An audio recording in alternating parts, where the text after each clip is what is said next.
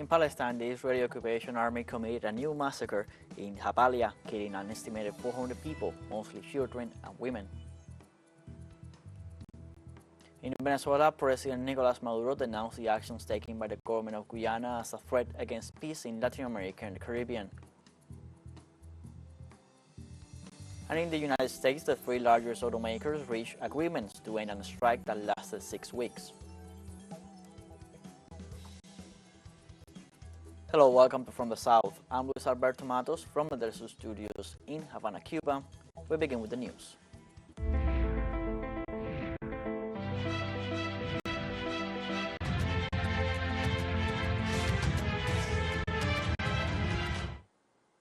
Local media in Palestine reported on Tuesday that the Israeli siege on the Gaza Strip continues in an armed conflict that has left more than 8,000 civilians killed and 23,000 wounded. Israeli forces airstrikes reached 25 consecutive days on an already devastated city of Gaza, hitting mostly civilians. On Tuesday, authorities reported that 13 civilians, all of them women and children, were killed after Israeli missiles struck a house in the Al-Sawaida area in the center of the Gaza Strip. Injuries were also reported after shelling near the European hospital. According to official figures, so far more than 8,382 Palestinians have been killed and around 23,000 wounded. The data indicate that at least 73% of the dead were children, women, or elderly people. Also in Palestine, according to the Gaza Interior Ministry, the Israeli occupying forces destroyed an entire residential neighborhood in the center of Jabalia. Otherwise, Israel also bombed a refugee camp in Jabalia with 6 United States-made bombs, each containing a ton of explosives. The Ministry of Health confirmed that the number of victims so far is estimated at 400 dead, mostly children and women. And during the day, Israeli warplanes destroyed the Muslim mosque Salim Abu in the locality of Beit Lahaya, north of Gaza. Throughout these weeks, the Zionist regime has deliberately targeted mosques, schools, hospitals, and residential buildings in the besieged coastal enclave.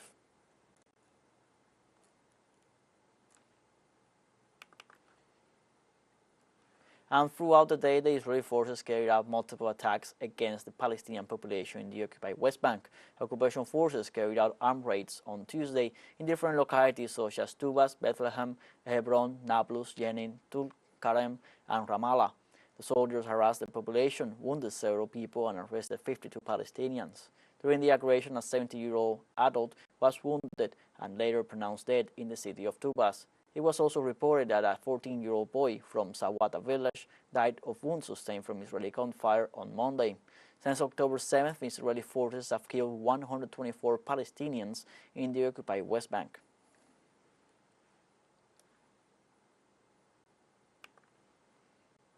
In response to the unabated siege by the Israeli forces, citizens from different localities in the occupied West Bank took to the streets to denounce the crimes of the occupation army. At the same time, they demanded the release of Palestinian prisoners in Israeli jails and the end of the genocide in the Gaza Strip. And as Israel stepped up its relentless bombing of Gaza, desperate Palestinian families scrambled through debris searching for survivors and mourned over some corpses of thousands killed, draped in white shrouds. Gaza's health ministry unfolded the bombing campaign murdered over 8,500 people, including women and children, in Rafah border.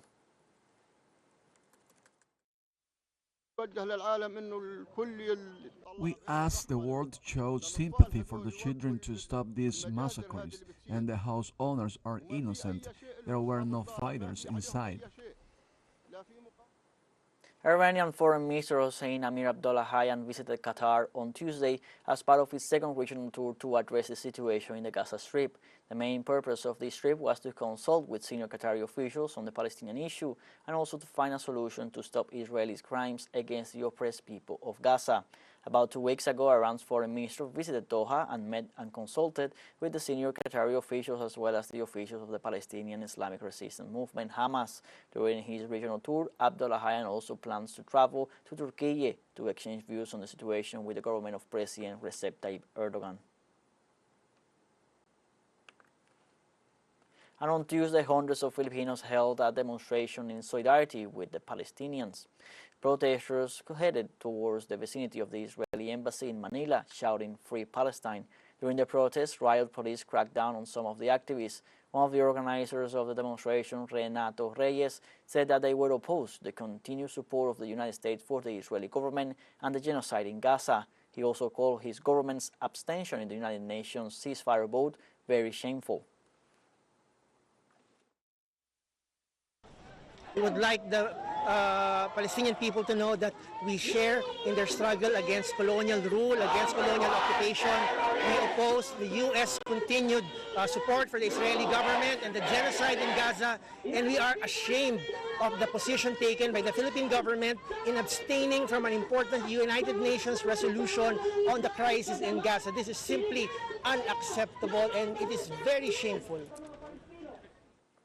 China called on relevant countries of the Palestine-Israel conflict to fully implement the resolution passed by the United Nations General Assembly and protect the safety of civilians.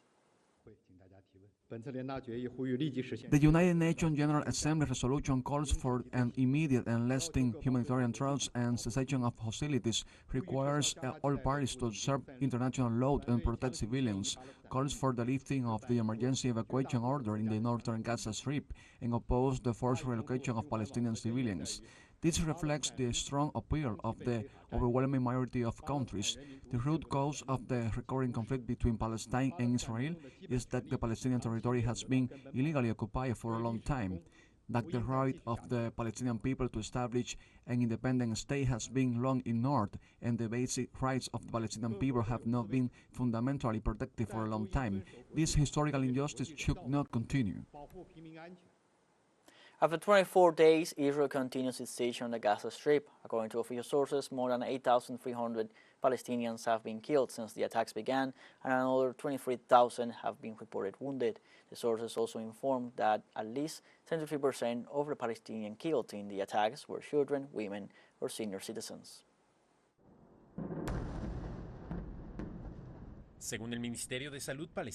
According to the Palestinian Ministry of Health, 34% of the hospitals in Gaza are not functioning, and 65% of the primary health care centers are closed. On the other hand, more than 37,000 people have been displaced, including more than 4,000 pregnant women. At least 15,000 of the total displaced are sheltered in hospitals, a situation aggravated by Israeli bombing threats against medical centers, which put the lives of refugees and the wounded in danger. During its weekly cabinet meeting, Palestinian Prime Minister Mohammad Shtayyeh accused the State of Israel of waging a war of extermination against the population of Gaza. The government official also denounced the killing of more than 3,000 minors during the Israeli bombings and called for a halt to the siege against Gaza. On the other hand, the Israeli army began new ground operations within the Gaza Strip with the use of tanks and armed forces, while Hamas fighters claim that they are engaged with Israeli forces north of Gaza, while denouncing the persecution of Gaza residents who have had to leave their homes due to the Israeli attacks. The Israeli Air Forces launched a new missile attack against a military base in the south of the Syrian province of Deraa. In the last 3 weeks, Tel Aviv has carried out attacks against the airports of the Syrian cities of Damascus and Aleppo. Likewise, Israel announced the mobilization of tanks on the border with Lebanon. The operation takes place after Hezbollah resistance forces announced they had shot down an Israeli drone, while maintaining preemptive strike on the Israeli military positions near the border. The world has come out in support of the Palestinian cause. People in Canada, the United States, Germany, Tunisia, Morocco, Spain, and Pakistan have taken to the streets of their capital cities to show their solidarity for the Palestinian people who have been besieged for 24 days. Let's take a short break, but remember you can join us on TikTok at TeleSUR English, where you will find news in different formats, news updates, and much more.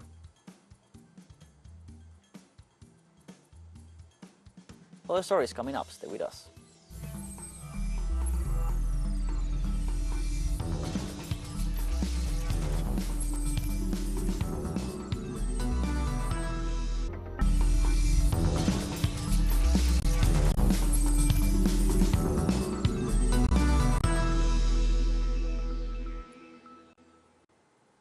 Welcome back from the south.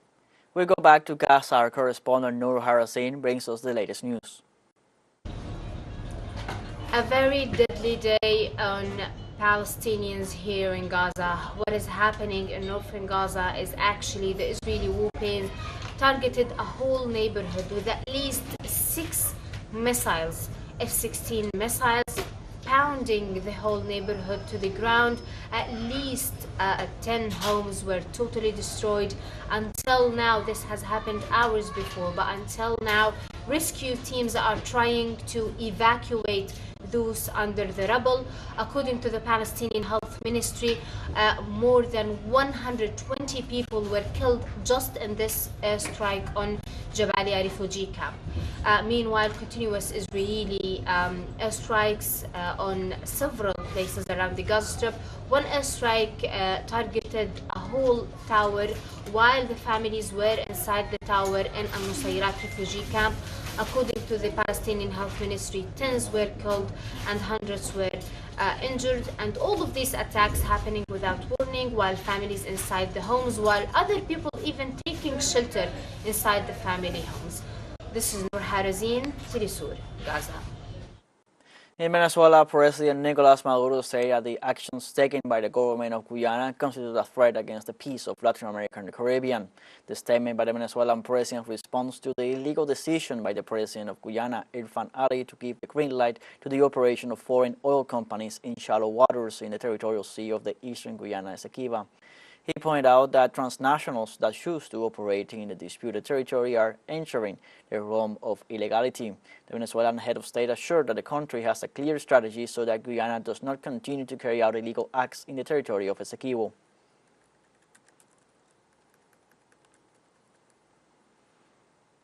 El gobierno de Guyana. The government of Guyana has taken the path of bellicist escalating, of provocation. It has taken the path of illegality.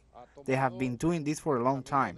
From Venezuela, we say to them, Venezuela is not offended. Venezuela is not provoked.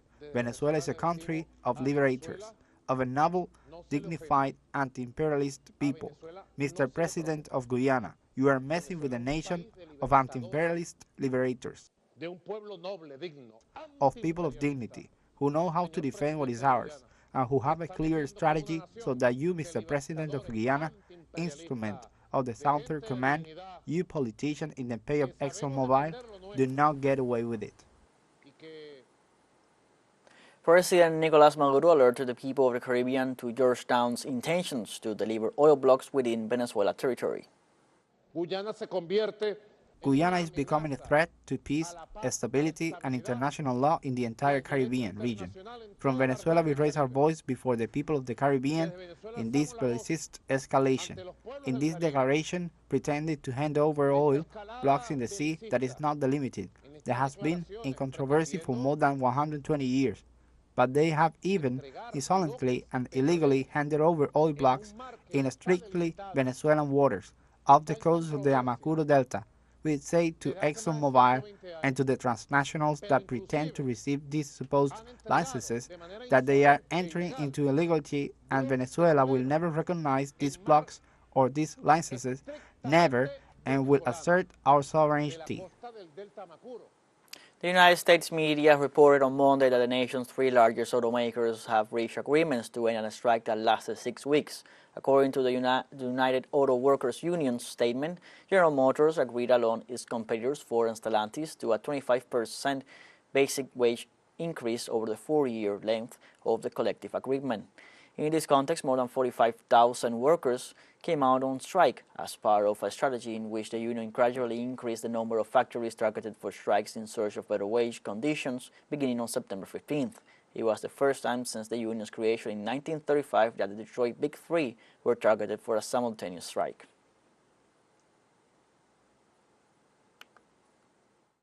One of our biggest goals coming out of this historic contract victory is to organize like we've never organized before. When we return to the bargaining table in 2028, it won't just be with the Big Three, but with the Big Five or Big Six. The European Statistics Agency, Eurostat, reported on Tuesday that the Eurozone's gross domestic product contracted slightly in the third quarter of 2023. The report indicates that European Union gross domestic product registered a slight rise of 0.1% in the July-September period. Overall, throughout the quarter, the performance of the Eurozone economy was affected by European Central Bank's policy of keeping interest rates high. In that scenario, the bloc's largest economy, Germany, recorded a slight contraction of 0.1%, adding to previous quarters that were also weak. Among the major Eurozone economies, France had growth of 0.1%, Italy remained stagnant, and Spain grew by 0.3%. On the positive side, inflation slowed to 2.9% year-on-year in October, its lowest level since July 2021.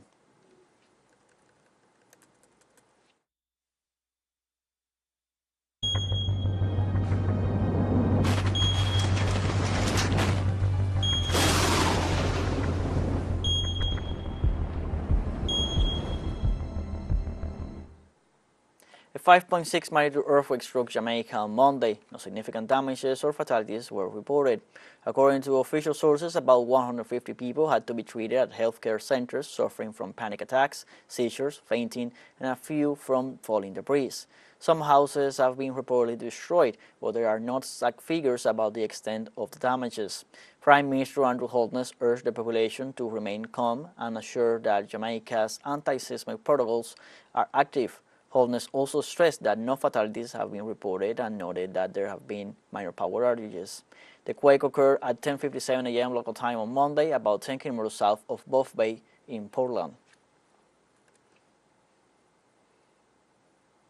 On Tuesday, Italian authorities declared a state of alert after the Seveso River overflowed its banks in Milan, causing floods in the north of the region.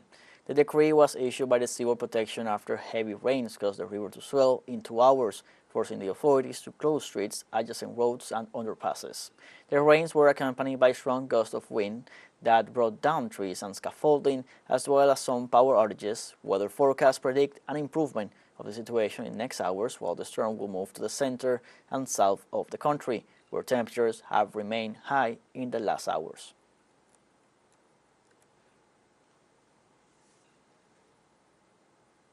In Australia, local authorities on Tuesday issued a maximum alert due to wildfires in the northeast of the country. The phenomenon flared up on Tuesday in a day of extreme heat and strong winds, mainly in the rural town of Tara, where there have been 2 deaths and the burning of more than 50 houses. In the meantime, authorities of the state of Queensland issued an alert that involved the evacuation of 3,800 inhabitants of the area. They also specified that a total of 80 fires are still active today and urged the population to be prepared as conditions could worsen rapidly. We have a second short break coming up, but before we invite you to visit our YouTube channel at TeleSUR English, there you'll be able to rewatch our interviews, top stories, special broadcastings, and more. Hit the subscribe button and activate the notification bell to stay up to date on the world's most recent events. Final short break, don't go away.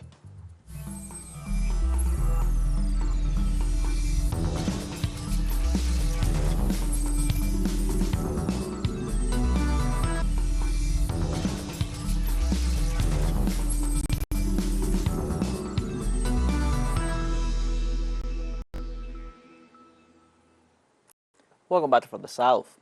On Tuesday, local media reported that 2 people were injured in a shooting at a hospital in the city of Toda in central Japan.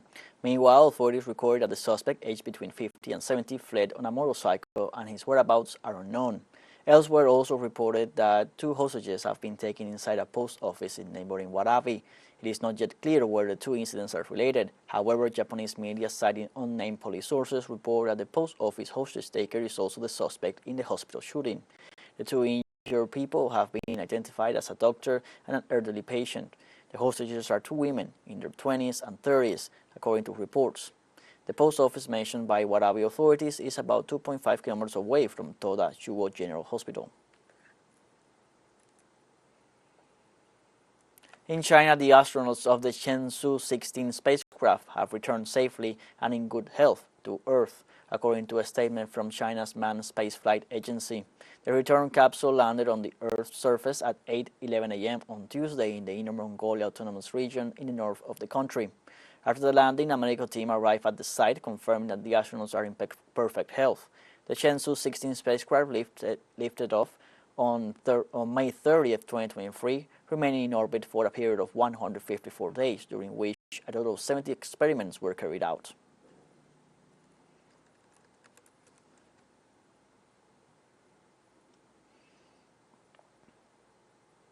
In the final stretch of out-of-this-world career, Lionel Messi won the Ballon d'Or for the 8th time on Monday at the Châtelet Theatre in Paris. Spanish star Aitana Bonmati was crowned for the first time with the much-desired award.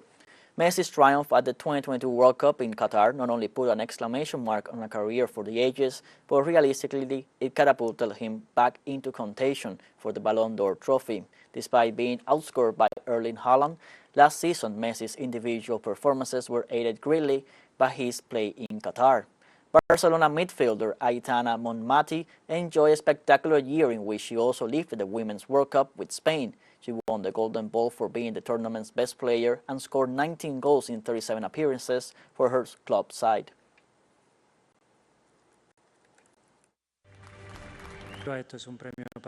This is an award for the Argentine national team, for all the Argentine people, for what we achieved during the World Cup. I have always shared it with my club, especially in Barcelona, where I was lucky enough to share it a lot with the public. It would be good to do it also with the people of Argentina, because this award is also theirs. This award belongs to all of us. How long have I been dreaming of this moment? I'm not sure I've even dreamed about it. I think I'm still dreaming now. I remember when I was younger, watching Messi lift Ballon d'Or trophies, and it always seemed so far away that one day I could get here. Today it's me receiving the Ballon d'Or. I feel so proud. We have come to the end of this news brief. Before saying goodbye, we want to thank our Caribbean audience, especially the audience of Trinidad and Tobago. We are pleased to share our newscast and contribute to provide an alternative news source of the latest world events, tell you live story of the people of the South, and break the hegemonic media dominance. You can find these and many other stories on our website at telesurenglish.net. You can also join us on social media on Facebook, X, Instagram, Telegram, and TikTok. For TeleSUR English, I'm Luis Alberto Matos. Thank you for watching.